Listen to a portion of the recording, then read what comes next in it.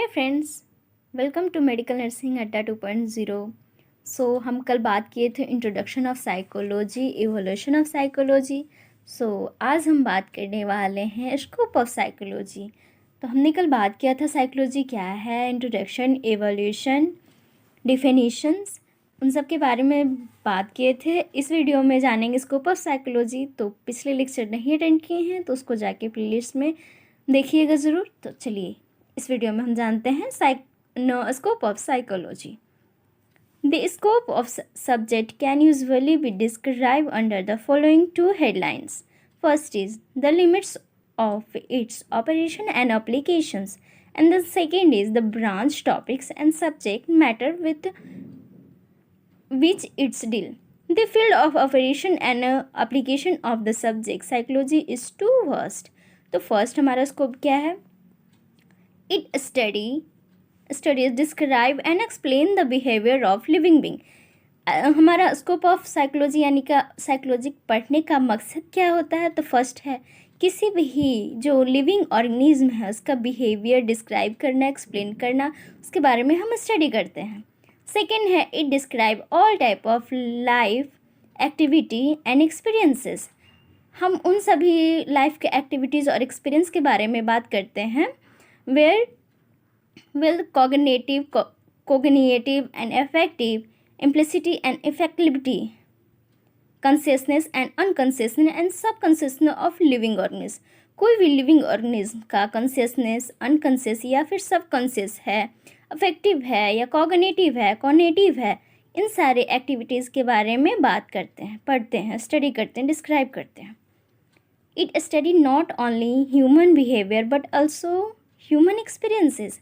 इस स्टडी में इसको यानी कि हम जो साइकोलॉजी पढ़ते हैं उसमें सिर्फ ना कि हम ह्यूमन के बिहेवियर के बारे में जानते हैं, बल्कि ह्यूमन का जो भी एक्सपीरियंसेस है उसके बारे में, उसके लैंग्वेजेस के बारे में, अदर फॉर्म ऑफ कम्युनिकेशन कहने का मतलब उसकी इस लहजे में वो बात कर रहा है, किस तरह से वो बात कर, उसका बात करने का तरीका क्या है, उसका कम्युनिकेशन का वे क्या है, लैंग्वेजेस क्या है, एसेंट्स क्या है, उसके बारे में भी हम पढ़ते हैं।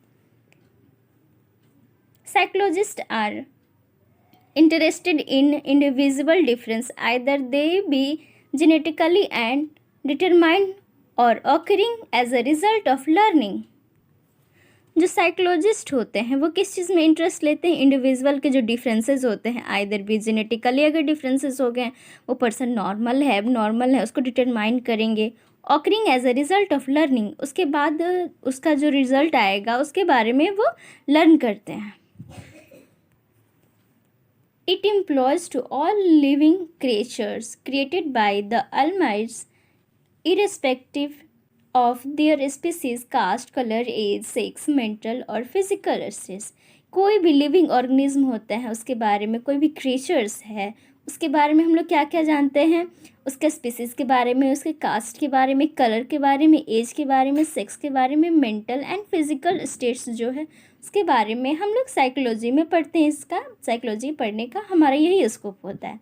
10 नॉर्मल और abnormal children, adolescence, youth, adult, Elder persons, criminals, patients, workers, officials, students, teachers, parents, consumer etcetera study in this subjects. हम साइकोलॉजी के बारे में हर चीज़, हर पर्सन के बारे में, जो चाइल्ड हो गए, एल्डर पर्सन हो गए, क्रिमिनल्स हो गए, इवन पेशेंट्स हो गए, कोवर्कर्स हो गए, ऑफिशियल में जो काम करते स्टूडेंट हो गए या फिर टीचर्स हो गए, इन सब सभी के बिहेवियर, जो उनका लैंग्वेजेस है, कम्युनिकेशन का वे है, थॉट्स है, सब उन सब के बारे में हम लोग साइकोलॉजी में स्टडी करते हैं। It also study the behaviour of the animals, insects, birds and plants. हम लोग साइकोलॉजी में क्या क्या भी स्टडी करते हैं? बिहेवियर किसका? एनिमल का, इंसेक्ट्स का, बर्ड्स का एंड प्लांट्स का भी। तो फ्रेंड, ये सारे थे हमारे स्कोप ऑफ साइकोलॉजी। तो हम लोग बात करते हैं next branches of pure psychology. तो हमारा साइकोलॉजी का जो ब्रांचेस है वो किस किस पार्ट्स में बांटा गया है उसके बारे में भी बात करते हैं। हमारा साइकोलॉजी है वो 2 पार्ट्स में डिवाइड किया गया है। फर्स्ट है प्योर साइकोलॉजी एंड सेकंड है अप्लाइड साइकोलॉजी। जो हमारा प्योर साइकोलॉजी है वो भी काफ़ी पार्ट्स में डिवाइड किए गए हैं। तो फर्स्ट हमारा है जनरल साइकोलॉजी, सेकंड है एबनॉर्मल साइकोलॉजी, थर्ड है सोशल साइकोलॉजी, फोर्थ है फिजियोलॉजिकल साइकोलॉजी, देन नेक्स्ट है parapsychology, geo psychology, development psychology, experimental psychology and then applied psychology का भी कुछ पार्ट्स हैं, उसके बारे में भी जानते हैं। जैसे कि फर्स्ट है एजुकेशनल साइकोलॉजी, सेकंड है क्लिनिकल साइकोलॉजी, थर्ड है इंडस्ट्रियल साइकोलॉजी, फोर्थ है लीगल साइकोलॉजी, फिफ्थ है military psychology and last one is political psychology.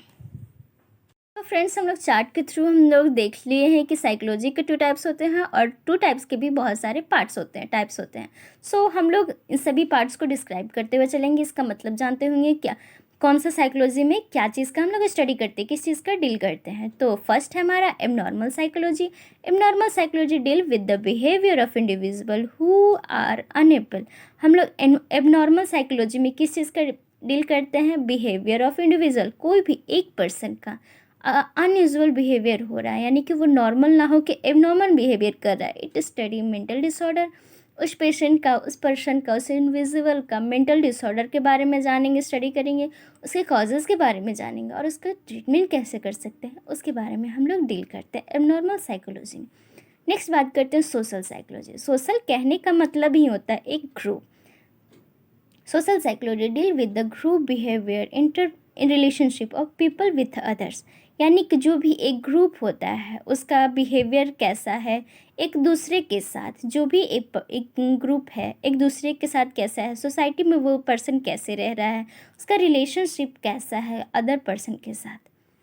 It study various type of group phenomena such as public opinion, attitude, behave and crowd behaviour. वो person जो वो group है उसका phenomena क्या है, जैसे कि पब्लिक ओपिनियन कैसा देता है, पब्लिक में उसका रिपुटेशन क्या है, उसका एटीट्यूड बिहेवियर कैसा रहता है, बिलीव कैसा रहता है, कोई इस पर भरोसा करते हैं या नहीं। जैसे कोई क्रिमिनल हो गया तो उस पर बिलीव नहीं करेंगे, पर कोई एक रेपुटेटेड पुलिस कमिश्नर है तो उस पर सब बिलीव करेंगे, अपने प्रॉब्लम्स को जाके वहाँ उनके सामने रखेंगे ताकि वो सोल्यूशन पा सके। क्राउड बिहेवियर, हम लोग सोशल साइकोलॉजी में क्राउड बिहेवियर के बारे में भी स्टडी करते हैं। Social psychology study as the way in which individual are affected by the other peoples. अब नेक्स्ट बात करते हैं physiological psychology. The branch of physiological describe and explain the biological and physiological base of behaviour. हम लोग physiological psychology में किस चीज़ के बारे में जानते हैं, डिस्क्राइब करते हैं और एक्सप्लेन करते हैं बायोलॉजिकल और फिजियोलॉजिकल बेसिस ऑफ बिहेवियर। जैसे भी कोई भी पर्सन है उसका बायोलॉजिकल और फिजियोलॉजिकल यानी कि फंक्शनली वो किस तरह से बिहेव करता है। It concern the structure and function of sense organs, nervous system, muscles and glands underline all behaviours. तो जो भी कोई पर्सन है उसका जो सेंस ऑर्गन है फंक्शनली वो नॉर्मल काम कर रहा है, नर्वस सिस्टम है वो नॉर्मली काम कर रहा है, या फिर जो मसल्स हैं, ग्लैंड हैं, वो नॉर्मली वर्क कर रहे हैं या नहीं। यानी कि जो कोई पेशेंट होता है वो एबनॉर्मल होते हैं तो वो दिनचर्या भी अपना सही से नहीं कर पाते हैं। तो नेक्स्ट हम बात करते हैं पारासाइकोलॉजी के बारे में। Parapsychology deal with the extra sensory perceptions cause of rebirth, telepathy and the allied problems. हम लोग पैरासाइकोलॉजी में क्या डिस्क्राइब करेंगे, किस चीज़ के बारे में डील करते हैं, एक्स्ट्रा सेंसरी परसेप्शंस। कोई पर्सन होता है वो एक्स्ट्रा सेंसरी होता है, cause of rebirth, telepathy and applied problems. उसके लाइफ में कोई प्रॉब्लम्स है वो सोल्यूशन नहीं कर पा रहा है तो उस चीज़ के उसके बिहेवियर के बारे में, उसके प्रॉब्लम्स के बारे में भी स्टडी करते हैं। नेक्स्ट बात करते हैं geo psychology. The branch of psychology describe and explain the relation of psychology physical environment, particulars, weather, climate and soil with the behaviour. Geo psychology एक ऐसा ब्रांच है जिसमें हम लोग डिस्क्राइब करते हैं और एक्सप्लेन करते हैं फिजिकल इन्वायरमेंट, पार्टिकुलर, वेदर। कोई भी पर्सन जैसे कि क्लाइमेट हो गया, सॉइल हो गया, इन सभी के बिहेवियर के बारे में हम लोग जियो साइकोलॉजी में स्टडी करते हैं।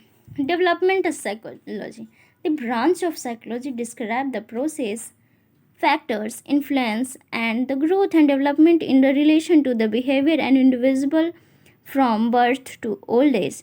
डेवलपमेंट साइकोलॉजी में हम क्या स्टडी करते हैं, जैसे भी कोई बेबी है उसका क्या कैसा ग्रोथ हो रहा है, डेवलपमेंट कैसा है, उसका रिलेशंस कैसा है, वो बर्थ से लेके जब तक वो ओल्ड एज नहीं हो जाता है कैसे किस तरह से उसका डेवलपमेंट हो रहा है, ये हम लोग डेवलपमेंटल साइकोलॉजी के अकॉर्डिंग पढ़ते हैं. It further sub division into branches like a child psychology, adult psychology, adult and old age psychology में इसको फर्दर सब डिवाइड किया गया है. हम लोग नेक्स्ट बात करते हैं experimental psychology. The branch of psychology study the way and mean of carry out psychological experiment by using scientific methods. Experimental psychologists do a basis research in effort of discover understand the fundamental and general causes of behavior. हम लोग experimental psychology में किसी चीज़ के बारे में experiment करते हैं, जैसे कि किसी का नॉर्मली किसी रिसर्च करते हैं एक टॉपिक को लेके, उसका फंडामेंटल क्या है, जनरल काउजेज़ क्या है उस पर्सन का बिहेवियर का, उस ग्रुप का. तो किसी भी साइकोलॉजी को हम अगर एक्सपेरिमेंट कर रहे हैं तो रिसर्च के अंतर्गत आएगा, तो उसको हम लोग एक्सपेरिमेंटल साइकोलॉजी के अंदर रखेंगे. अब ब्रांचेस ऑफ अप्लाइड साइकोलॉजी हम लोग बात कर चुके थे, प्योर साइकोलॉजी के बारे में बात कर चुके हैं. हम नेक्स्ट हमारे ब्रांचेस ऑफ अप्लाइड साइकोलॉजी. तो इसका फर्स्ट है educational psychology. Educational psychology is the branch of applied psychology which try to apply the psychology principle theory and techniques of human behaviour in education situations. इसमें हम लोग किस चीज़ के बारे में डील करते हैं, स्टडी करते हैं, theory and techniques to human behaviour. जैसे भी कोई भी एजुकेशनल सिस्टम में ह्यूमन का बिहेवियर टेक्निक्स क्या होता है, थ्योरी क्या होगा, उसके बारे में हम लोग स्टडी करते हैं. Educational psychologist are most often involve in the increase in efficiency of learning in school by applying psychological knowledge about learning and motivations. Next हमारा है clinical psychology. This is the largest sub field of psychology. ये हमारा सबसे बड़ा sub field है clinical psychology. The branch of applied psychology describe the causes of mental health.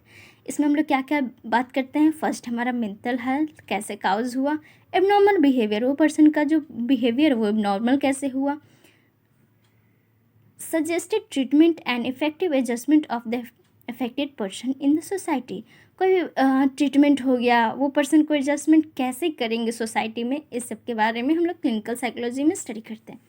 Next हमारा industrial psychology. The branch of applied psychology tries to seek application of the psychological principle theory and techniques for the study of the human behaviour in relation to industrial environment. हम industrial में जैसे कोई person है उसका behaviour क्या है, उसका relation क्या है एक दूसरे के साथ, इंडस्ट्रियल इन्वायरमेंट में वो किस तरह से रह पा रहा है या नहीं रह पा रहा है, उन सभी के बारे में अगर हम स्टडी करते हैं तो वो इंडस्ट्रियल साइकोलॉजी के अंदर स्टडी करते हैं. नेक्स्ट बात करते हैं लीगल साइकोलॉजी के बारे में. Legal psychology is the branch of applied psychology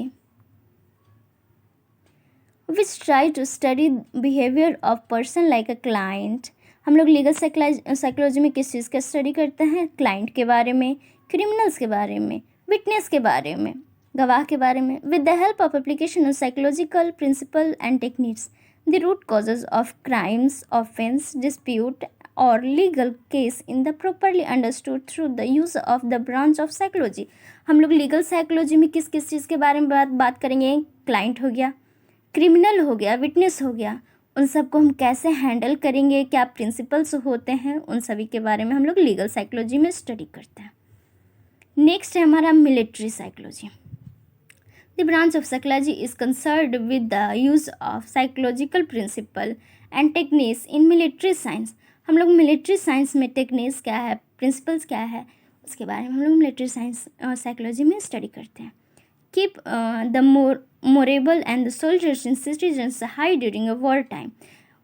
कोई भी जो सोल्जर्स हैं, सिटीजन्स हैं, वॉर टाइम में कैसे एडजस्ट किया जाता है उसमें उसको उनको बताया जाता है. How to secure better requirement the personal of the fighting capacity and organisational climate and leadership the various topic that are difficult with the branch of psychology. Military psychology उन्हें इस तरह से ट्रेंड किया जाता है ताकि वो मेंटली फिट रहें, अपने वॉर को, अपनी जो ड्यूटी है उनको बढ़िया से अपने कर्तव्य को निभाएं। अगर वो मेंटली फिट रहेंगे, फिजिकली फिट रहेंगे, हमारे मिलिट्री, हमारे आर्मी, सो हमारे देश की रक्षा करेंगे।